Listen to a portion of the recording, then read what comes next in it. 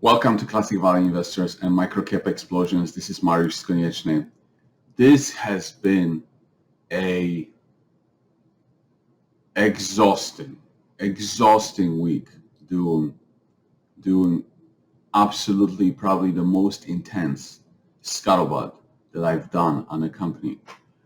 So I was introduced to this interesting company from one of the Oracle shareholders. And as I said before, I thought it was going to be a joke, just like most of the time something is a joke. Oh yeah, I'll listen to it and then, I'll pass on it. But then the more I started to listen to the story, the more I realized, okay, I need to do more work on it. And it's an interesting situation because it's this company in a technology space, small company, that doesn't have a lot of revenues, okay?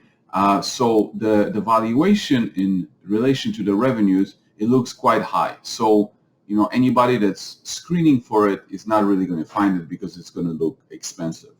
But what's so appealing about this opportunity is that when you look through the press releases, you realize that like some top tier companies in the world are like partnering up with this company, signing up to do business with.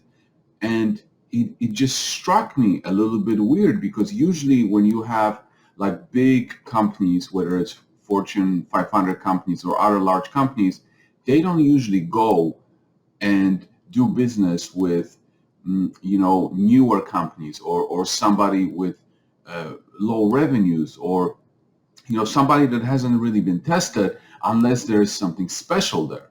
So I realized I need to do more work on it because there's something going on here that makes those big companies partner up with them. Maybe there's something in the market that is not solving those big companies' problems, but this particular company's products are solving those problems. So I needed to find out. So the scuttlebutt started with me, of course, talking to the company, to the CEO. In this case, I started with the CEO because I was introduced to the CEO by one of the Oracle shareholders. So it started like this. And of course, as with every CEO, they just tell you the good points. They're selling you the company. That's their job. So of course you're listening to this. But then I got on the phone and I started talking to the customers, and I got a very good response. But I knew that this was going to be a company that I could get some help with from members of Microcap Explosions, because as we have about 200 members, people have all kinds of backgrounds and they work in all kinds of fields. And I felt like there are probably a handful of people that are in that industry and could, give me some opinions or maybe even poke holes in the thesis. And even one of the people that I contacted was my girlfriend's brother, because he's an expert in that field or he works in that field. So I contacted him, sent just the basic information about this company, and I didn't expect anything positive because I wanted him to poke holes in it, and he absolutely did.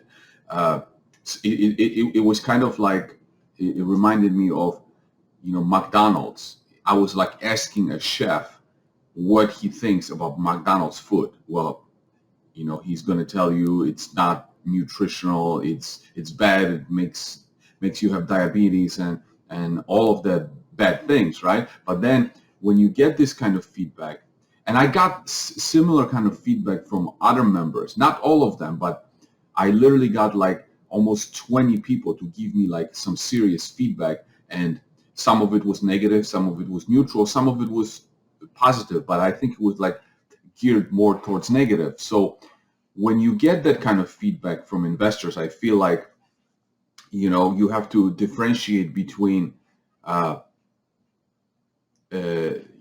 feedback and what does it mean for business. So let's say if we're talking again about McDonald's, and if people say, well, the food is bad, it kills people, it, you know, makes them have diabetes, well, does it mean McDonald's restaurant as a business is not good? Well, no, not at all, because people don't care, right? They eat that crap and they get diabetes, and because it solves the problem, right? It's quick, it's tasty and all that. So the business in itself is good. So as an investor, when you do a Scuttlebutt, you constantly have to weigh these options by getting all these inputs from different places, and you have to kind of make a judgment call. So the feedback from the members and the feedback from the brother was, you know, geared towards the negative, right?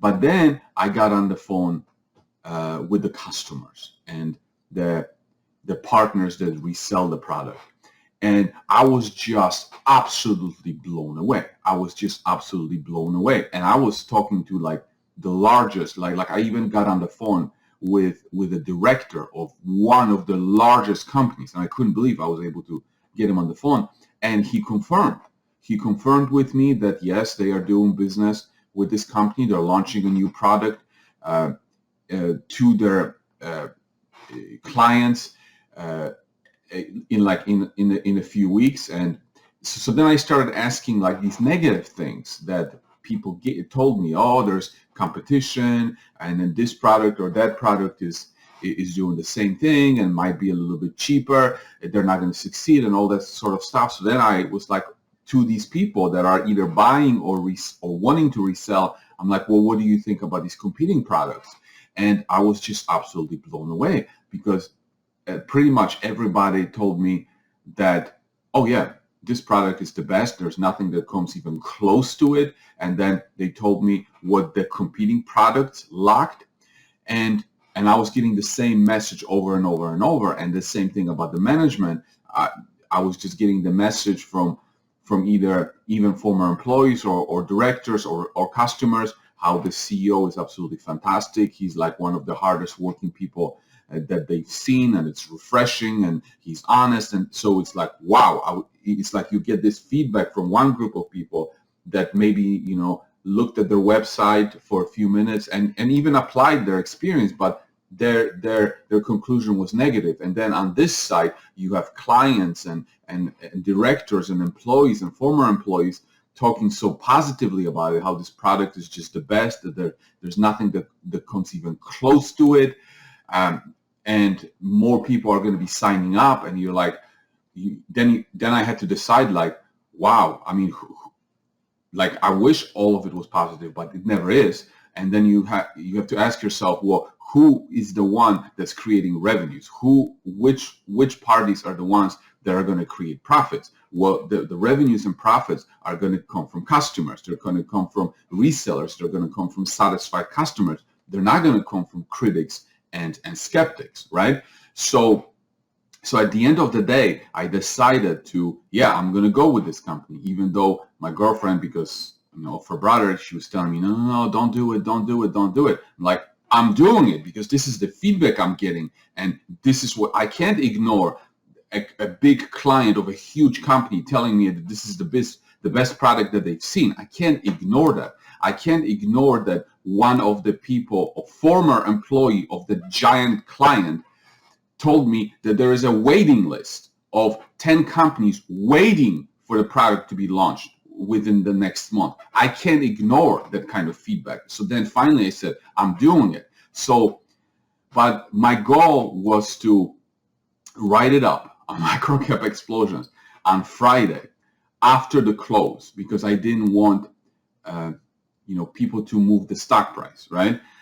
And I wanted them to have the full weekend to like look at it and digest it. And also I want to do a private placement on this company. So I actually talked to the CEO and I said, hey, I want my people to get in on the private placement if you need money, because this company is very interesting. It has,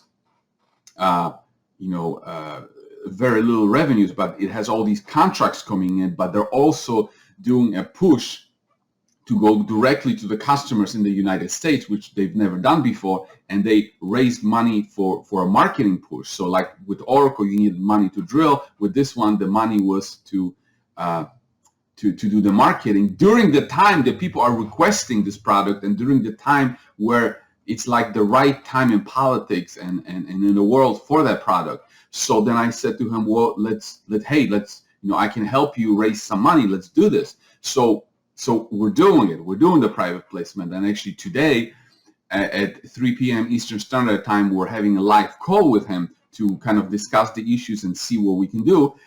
But so I wanted to publish it after the close, okay? So that people have time to digest the information and not be distracted by the stock price.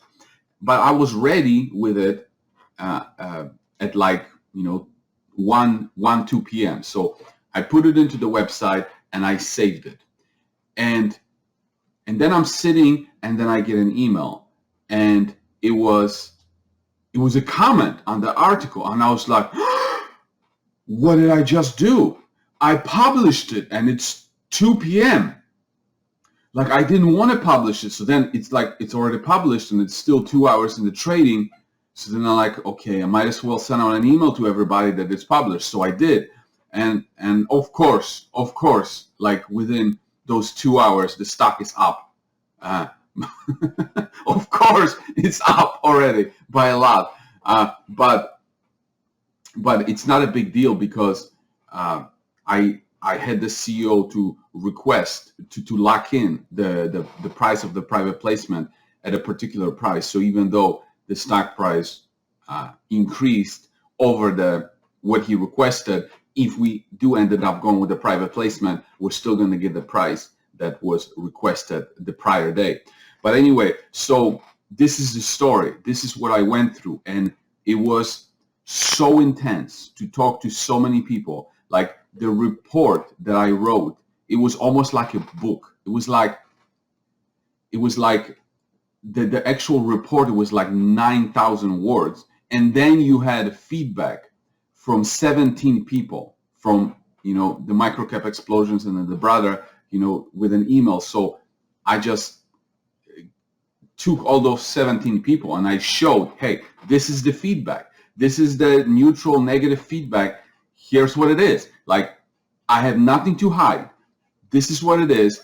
It's the feedback that I'm getting from customers and suppliers. It's this, and you can see it's fantastic. The feedback that I'm getting from the members, it's not so fantastic. But hey, I'm giving it to you, and then you have to decide. Like, do you want to be part of it, or do you not want to be part of it? And then so today, my goal is to have the CEO on the live call with us to kind of, first thing I'm going to ask him is like, hey, do you want to address anything? Because I sent it to him, and I sent him the report with all the negative feedback. So it's just like, yeah, people are just like, trashing some of the things about your company. So is there anything that you want to pick out that you want to address? But it was just so interesting that I think that there might be something going on with like people in the industry, that they might know so much about the industry that they might have like blinders on, that things have to be their way, and if it's not their way, they don't think it's going to work. So for example, if you asked me about a ballroom dance business, like some kind of school is opening up, right?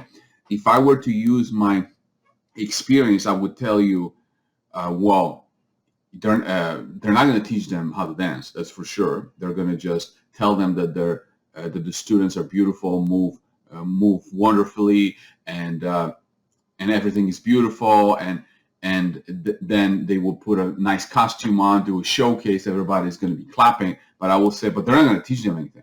But that's not what the business is about.